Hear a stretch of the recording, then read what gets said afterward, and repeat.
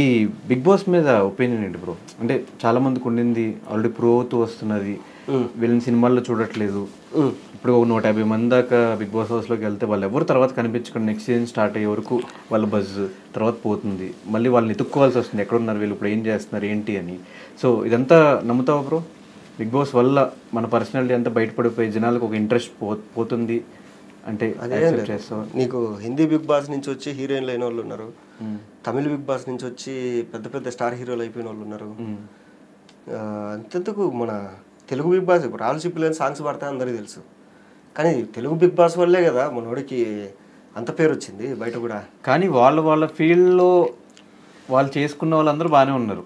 ఇప్పుడు రాహుల్ సిప్లిగంజ్ కానీ శ్రీముఖి కానీ యాంకరింగ్ చేసుకుంటుంది. కానీ మిగతా వాళ్ళు ఏంటంటే ఒక సీరియల్ నుంచి వచ్చినోడు సినిమా హీరో అయిపోవాలి, ఇప్పుడు యాక్టర్గా ఒక ఆర్టిస్ట్ క్యారెక్టర్ ఆర్టిస్ట్గా చేసే అతను హీరో అయిపోవాలి. ఈ చేంజ్ వల్ల ఏమన్నా మైనస్ అయిపోతుంది అందరికి? ఏం మైనస్ కాదు. దో నీకు టాలెంట్ ఉంటే నువ్వు నిలబడతావు, టాలెంట్ లేకుంటే నిలబడవు, అంతే ఇక్కడ. కాకపోతే ఏంటంటే నీకు ఇది జనాల రీచ్ పెరుగుతుంది, జనాల రీచ్ అనేది పెరుగుతుంది. ఇప్పుడు ఒక సినిమా నిజంగానే బాగుంది అని నీకు ఎవరైనా చెప్తే నువ్వు వెళ్తావు కదా దాంట్లో. ఇప్పుడు మలయాళం సినిమాలు మన వాళ్ళు చూస్తాను రాలి, మలయాళం సినిమాలు మన ప్రేమల సినిమా వచ్చింది, మంజుమల్ బాయ్స్ వచ్చింది, వాళ్ళ పేర్లు కూడా తెలియదు, హీరోల పేర్లు తెలియదు, హీరోయిన్ల పేర్లు తెలియదు, డైరెక్టర్ పేర్లు తెలియదు, ఎవరిది తెలియదు. సినిమా బాగుంది అని అంటే వాళ్ళు సినిమా బాగుందని చెప్పగానే వెళ్ళిపోతారు కదా. ఇదే అంతే, నువ్వు ప్రూవ్ చేసుకుంటే ఉంటుంది, లేకుంటే లేదు. ఇప్పుడు నేనే చెప్తాను నేను యూట్యూబ్లో దగ్గర ఒక 400-500 వీడియోలు చేసింటా. కొన్ని హిట్ అయినట్టున్నాయి, కొన్ని ఫట్ అయినట్టున్నాయి. ఇప్పుడు హిట్ అయిన దానికి నేను తోపు అని చెప్పుకొని ఫట్ అయిన దానికి జనాలు చూడట్లేదు అది ఇది ఎట్లా చెప్తాం? కంటెంట్ ఉంటే ఎవడైనా చూస్తాడు అంతే. అంటే రీచ్ వస్తుంది ఓకే, కానీ మహేష్ భట్కి అప్పుడు ఎంత రీచ్ ఉందో ఇప్పుడు రీచ్ అలాగే ఉంది కదా. ఏం మార్పు వచ్చింది? ఏమో నన్ను ఇట్లా చూడాలనుకుంటారేమో, అది కదా. ఇట్లా అంటే ఎట్లా అంటే అప్పుడు ఎంత రీచ్ ఉంది ఇప్పుడు కూడా అంతే ఉంది.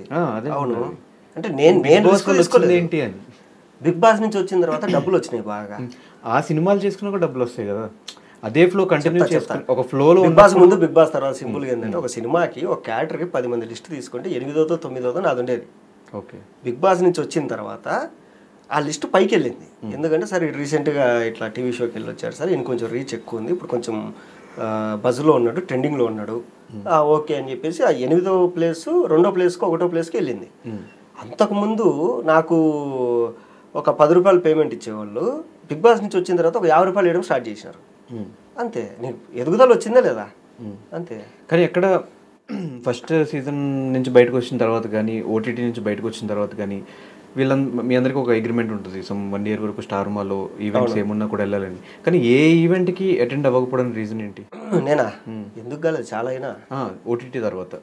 ఓటీటీ తర్వాత ఏంటంటే ఓటీటీలో కొత్త వాళ్ళు వచ్చారు కదా, వాళ్ళని పిలుచుకున్నారు, మౌన విలువలే అంతే.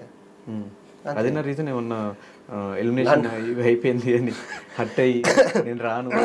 నాకు ఫస్ట్ ఏంటంటే ఈ ఎక్కువ మాట్లాడేది రా. సినిమాలలో ఏంటంటే ఒక సీన్ ఇస్తారు కాబట్టి ఆ సీన్ డెవలప్ చేసి ఏదో కామెడీ చేసుకుంటాం. టీవీ షోస్కి వెళ్ళిన తర్వాత నాకు అంత కంటెంట్ ఇచ్చేది రాదు, వీడికి డబ్బులు ఇచ్చి స్ట్రైట్ కంటెంట్ ఇవ్వడం అంటారు, అందుకు తక్కువ పిలిచారు నన్ను అంతే. సో ఆఫ్టర్ బిగ్ బాస్ తర్వాత ఎవరితో టచ్లో ఉన్నవారు ఇప్పటికీ స్టిల్ అదే ర్యాప్ మెయింటైన్ చేస్తున్న ర్యాప్ ఏం లేదు, ఎప్పుడన్నా కలిసినప్పుడు మాట్లాడడమే అంతే.